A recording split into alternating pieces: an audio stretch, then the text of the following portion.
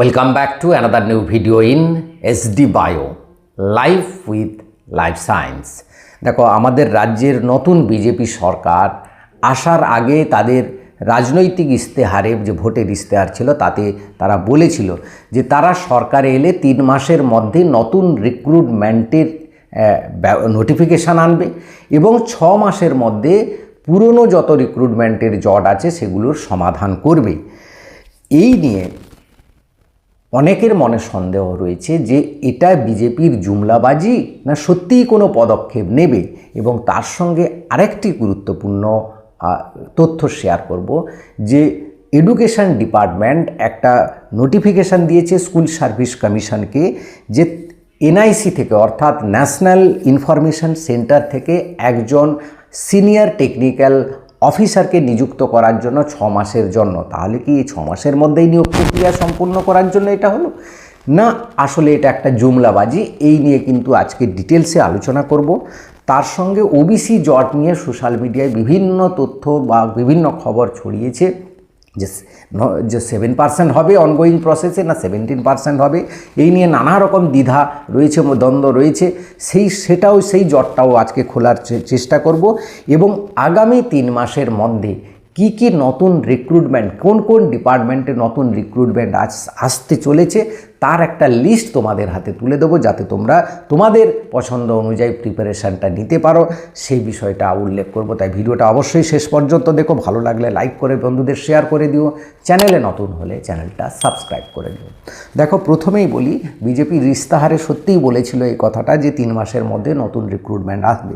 ধরে নিলাম আমি বিজেপি সরকার গঠন হয়ে গেল, যে পূর্ণাঙ্গ মন্ত্রিসভা গঠন হলো, সেখান থেকে 3 মাস হচ্ছে জুলাই আগস্টের মধ্যে শেষ হয়ে যাচ্ছে। তাহলে এই 3 মাসের মধ্যেই কিন্তু নতুন রিক্রুটমেন্ট যেগুলো আসার কথা সেগুলো কিন্তু নোটিফিকেশান 100% আসবে তাদের ইস্তেহার অনুযায়ী। এবার যদি না আসে সেক্ষেত্রে আমরা কিন্তু বলবো যে এই সরকার জুমলাবাজি করছে।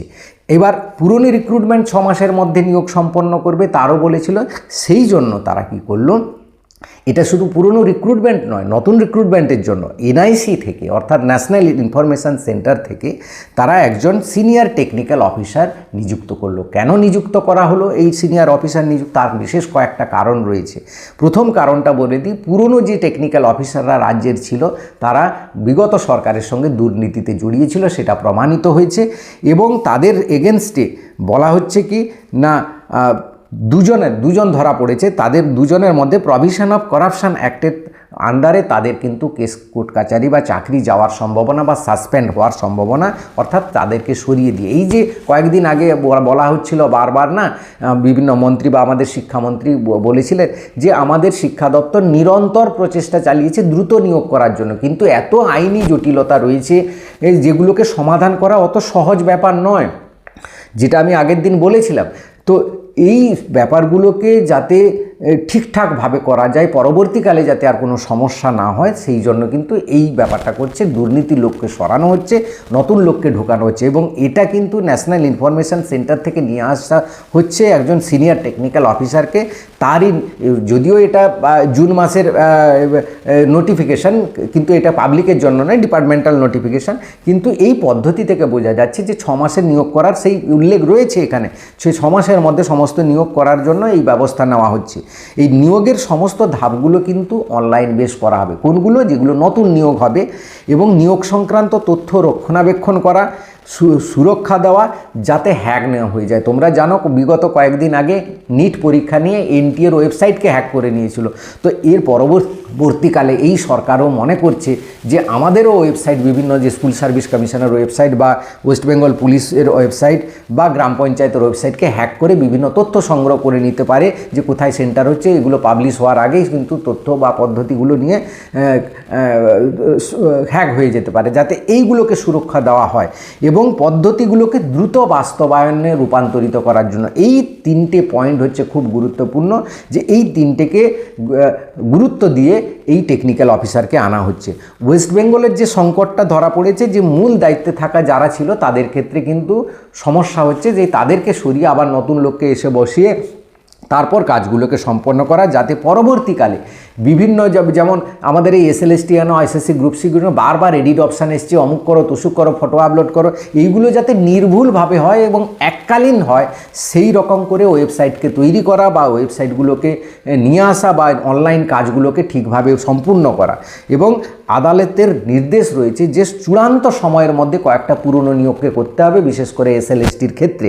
তাই এইগুলোকে চূড়ান্ত সময়ের মধ্যে সম্পন্ন করার জন্য করতে কতটা পারবে সেটা বড় কথা নয়, কিন্তু করার জন্য একটা চেষ্টা চালাচ্ছে।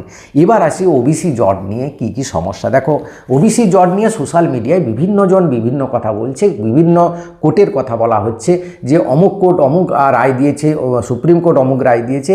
এই ওবিসি জটটাও ঠিক SLST জটের মতো রয়েছে, কারণ সেই বুদ্ধদেব সরকারের সময় থেকে বিভিন্নভাবে বিভিন্ন সময়ে ধাপে ধাপে যেগুলোকে ঢোকানো হয়েছে, তারপরে তৃণমূল সরকারের সময় ঢোকানো হয়েছে, এইগুলোর বিভিন্ন আইনের ফাঁক ফোকর থেকে গেছে, যার ফলে এই নিয়েও প্রায় 23টা না 24টা কেস টোটাল রয়েছে সুপ্রিম কোর্ট এবং হাইকোর্টের মধ্যে।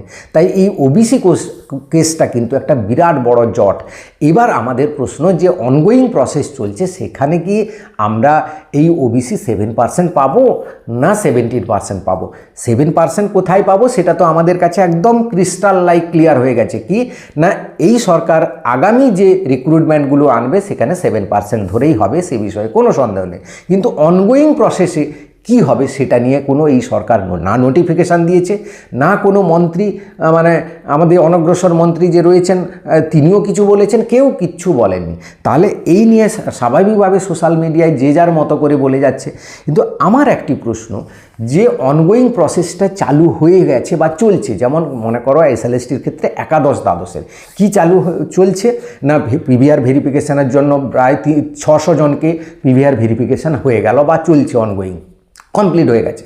এবার তাদের ডাকা হচ্ছে কি মেডিকেল ফিটনেস ভেরিফিকেশানের জন্য, তারও নোটিফিকেশান চালু হয়ে গেল, সেই ভেরিফিকেশানের জন্য ডাকা হচ্ছে। এরপরে এরা তো জয়েনিং করবে, অর্থাৎ জয়েনিং প্রক্রিয়া চলছে কি ধরে না, সেই 17% লিস্ট ধরে। কারণ যদি 7% লিস্ট ধরে হতো তাদের আবার এডিট অপশান হতো, যারা ওবিসি বি ছিল আগে তাদের কিন্তু ডাকা হতো না। কিন্তু এখানে দেখা যাচ্ছে ক্রিস্টাল লাইক ক্লিয়ার হয়ে আছে লিস্টের মধ্যে, ওবিসি এও আছে ওবিসি বিও আছে, অর্থাৎ 17% ধরে কিন্তু ডাকা হচ্ছে। অর্থাৎ আমরা ধরে নিতেই পারি ongoing process WBSSC group C group D বা SLST নবম দশম একাদশ দ্বাদশ 17% ধরে হবে। এটাই আমাদের কাছে ক্লিয়ার পিকচার হয়ে রয়েছে। এ বিষয়ে আর কোনো সন্দেহ থাকা উচিত নয় বলে আমার মনে হয়। তবে এর মধ্যে যদি সরকার চেঞ্জ করে তার জন্য আমাদের নোটিফিকেশানের অপেক্ষা করতে হবে, এছাড়া তো উপায় নেই। এবার আসি কি কি নতুন রিক্রুটমেন্ট হবে আমাদের কাছে। এখনও পর্যন্ত যা তথ্য রয়েছে, গ্রাম পঞ্চায়েতের এই 3 মাসের মধ্যেই নিয়োগ প্রক্রিয়া নোটিফিকেশান করতে পারে, অর্থাৎ বিজেপি যে 3 মাসের মধ্যে নতুন নিয়োগের যে মানে নোটিফিকেশান আনবে ইস্তাহারে বলেছিল, সেটা হয়তো প্রমাণ হবে গ্রাম পঞ্চায়েত দিয়ে। ওয়েস্ট বেঙ্গল পুলিশের খুব শীঘ্রই আবার আসবে একটা নোটিফিকেশান। তারপরে SLST 3 নিয়ে আসবে এবং সেটা আপার প্রাইমারি টেট নিয়ে আসবে। এই আপার প্রাইমারি টেটটা কিন্তু শিক্ষকদের জন্য হবে এবং ফ্রেশারদের জন্য হবে। এটা কিন্তু খুব শীঘ্রই আসবে এবং জুলাই আগস্ট। দেখো প্রতি বছর যখনই নোটিফিকেশান হয়, দেখা গেছে জুন জুলাই মাসের নোটিফিকেশানগুলো হয়, সেটা এবার হয়তো জুলাই আগস্ট। এই জুলাই আগস্ট কিন্তু চাকরি প্রার্থীদের জন্য খুব বড় সময়। প্রতি বছর এরকম একটা কিন্তু এই সময়টাই একটা রিক্রুটমেন্টের নোটিফিকেশান আসার সম্ভাবনা রয়েছে। আর কোন দপ্তরে আসতে পারে? স্বাস্থ্য দপ্তরে নার্স নিয়োগ হবে, প্যারামেডিক্যাল নিয়োগ হবে, গ্রুপ ডি স্টাফ নিয়োগ হবে। এই সমস্ত নিয়োগগুলোর নোটিফিকেশান আগামী আগস্টের মধ্যে কিন্তু আসতে চলেছে। তাই যারা সত্যি চাকরি প্রার্থী হয়ে পড়াশোনা করতে চাও বা পড়াশোনা করবে মনে করছো, তারা অন্তত পড়াশোনাটা শুরু করো, যাতে এই চাকরিগুলোর নোটিফিকেশান হলে ফর্ম ফিল আপ করে ভালো রেজাল্ট করতে পারো। ঠিক আছে? তো ভিডিওটা ভালো লাগলে লাইক করে সবাইকে শেয়ার করে দিও। চ্যানেলে নতুন হলে চ্যানেলটা সাবস্ক্রাইব করে নিও। Thank you for watching.